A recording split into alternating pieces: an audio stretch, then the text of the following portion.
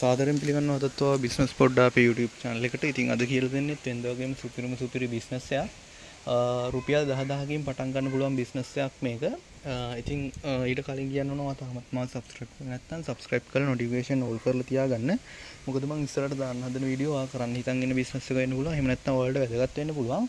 ඉතින් ඇත්තටම රුපියල් 10000කින් පටන් ගන්න පුළුවන් බිස්නස් වර්ග දෙකක් තියෙනවා. එකක් තමයි එළවලු බිස්නස් එකක් පටන් ගන්න පුළුවන්. අනිත් එක ප්ලාස්ටික් බඩු බිස්නස් එකක් පටන් ගන්න පුළුවන්. ඉතින් එළවලු බිස්නස් එකක් පටන් ගන්නවා. ඔයා එළවලු ගෙනල්ලා රුපියල් 10000ක එළවලු ගෙනල්ලා ඒක ප්‍රොෆිට් එකක් ලාභ තියාගෙන විකුණන්න ඕන රුපියල් 20000ක් හැදෙන්න. ප්ලාස්ටික් බඩු වෙලදාම ගැන මම එළවලු බිස්නස් එක ගැන වීඩියෝ දෙක තුනක් කතා කරලා තියෙන නිසා මම අද ප්ලාස්ටික් බඩු වෙලදාම ගැන ඕගොල්ලන්ට කතා කරන්නම්. ඉතින් ප්ලාස්ටික් බඩු ඔයගොල්ලෝ රුපියල් 10000ක් ගේන්න ඕනේ. ඉතින් සාමාන්‍යයෙන් පෙටා වලින් වගේ කියන්නේ පිටකොටුවෙන් වගේ ගේන්න පුළුවන් ප්ලාස්ටික් බඩු. එහෙම නැත්නම් ප්ලාස්ටික් බඩු තියෙන ලොකු කඩ තියෙනවා. ඉතින් ඒ තෝ කඩ ඉතින් ඒ වයින් ඕගොල්ලොන්ට ප්ලාස්ටික් බඩු අඩුවට ගේන්න පුළුවන්. ගෙනල්ලා ඕගොල්ලොන්ට පොළවල් වල ඒ වගේම ඒ තැන් වල තියලා විකුණන්න පුළුවන්. මොකද මේක රුපියල් 10000කින් පටන් ගන්න බිස්නස් එකක් නිසා මේ ප්ලාස්ටික් බඩු ගෙනල්ලා කඩවල වලට දාන්න කියන්න බෑ. මොකද කඩේකට රුපියල් 10000කට වැඩිය බඩු ගන්නවා එකපාර. ඉතින් ඒ නිසා කඩවල වලට දාන්න කියන්න බෑ. ඉතින් ඕගොල්ලෝ මේක ලක්ෂයක් විතර ආයෝජනය කරන්න පුළුවන් නම් ඉතින් මේ කඩවල වලට දාන විදිහට බිස්නස් එක පටන් ගන්නත් පුළුවන්. ඉතින් රුපියල් 10000ක බඩු ගෙනල්ලා ඕගොල්ලෝ ප්ලාස්ටික් බඩු පොලේ විකුණන්න ඕන. ඉතින් කිසිම මහන්සියක්වත් වියදමක්වත් නැහැ පොලේ විකුණනකොට.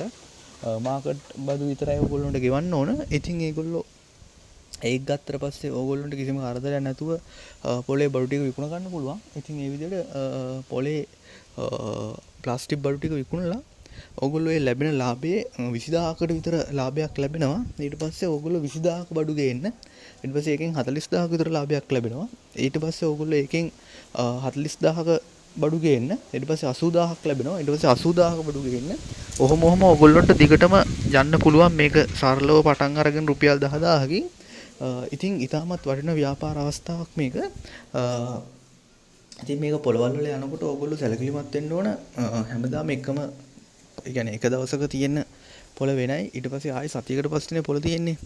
සමහර ප්‍රදේශවල දවස් දෙකක් පොළ තියෙනවා. ඉතින් කොහොම වුණත් ආයෙ සතියකට පස්සේ පොළ තියෙනකොට ඕගොල්ලොන්ට මේ ඉතාමත් අමාරු වෙනවා මේක විකුණ ගන්න. ඒ නිසා ඕගොල්ලෝ කරන්න ඕන හැම පොලේම යන්න ඕනේ. කියන්නේ දවස් 5ට ප්‍රදේශ 5ක පොළවල් තියෙනවනේ. ඉතින් සමහර ප්‍රදේශවල ඒ කියන්නේ සමහර තැන්වල දවස් 7කට ඒ කියන්නේ ඕගොල්ලෝ ඉන්න ප්‍රදේශයට අනුව අහල පහල පොළවල් 7ක් තියෙන පුළුවන් සතියෙම. එහෙම නැත්නම් 5ක් තියෙන පුළුවන්. උදාහරණයක් විදිහට ඕගොල්ලෝ සඳුදා ඉරිදා හම්බන්තොට පොලේ යනවා නම් සඳා අම්බලන්තොට පොලේ යනවා නම් අඟහරුවාද රන්නේ පොලේ යනවා නම් බදාදා අන්න ඒ විදිහට තමයි ඕගොල්ලෝන වෙනස් කරගන්න ඕන මේක. ඉතින් සාමාන්‍ය රුපියල් 10000ක බඩු නම් පොළවල් දෙකක් ඇති ඕගොල්ලන්ට විකුණ ගන්න පුළුවන්. ඉතින් අර මං කිව්ව විදිහට පොඩ බිස්නස් එක ව්‍යාප්ත කරගන්න හැමදාම 10000ක් ගේන්න එපා. ඕගොල්ලන්ගේ බිස්නස් එක යනවා නම් අනිවාර්යෙන් ඒ ලාභෙත් දාලා බඩු ගේන්න කිසිම බයක් නැතුව ගේන්න. එහෙම ලාභෙ දෙගුණ කරගෙන මේක ඉස්සරහම යන්න පුළුවන් බිස්නස් එකක්. මොකද ප්ලාස්ටික් බඩු කියන්නේ ඉතාමත් ලාභ දේවල්. මම ඒකට උදාහරණයක් විදිහට ඕගොල්ලන්ට කියන්නම්. සාමාන්‍යයෙන් පිටකොටුවේ පොඩි සබන් පෙට්ටියක් කෑලි දෙකේ කියන්නේ සබන් කෑලි දෙකක් දාන්න පුළුවන් සබන් පෙට්ටියක් රුපියල් 50ක් වගේ වෙන්නේ. ඒ වුණාට කඩේ විකුණන්නේ 130ක් වගේ මුදලකට. ඉතින් ඔයගොල්ලෝ එතනම ලාභය කොච්චරද කියලා බලන්න. පොඩි කෝප්පයක් රුපියල් 50ක් වගේ මුදලකට තමයි පිටකොටුවෙන් ගන්නෙ. ඉතින් ඒගොල්ලෝ විකුණන්නේ ඒක රුපියල් 100කට. ඉතින් එකකට එකක් ලාභ තියාගෙන තමයි ඒගොල්ලෝ මේ බිස්නස් එක කරගෙන යන්නේ. මේක විකුණන්නේ එකකට එකක් ලාභ තියාගෙන.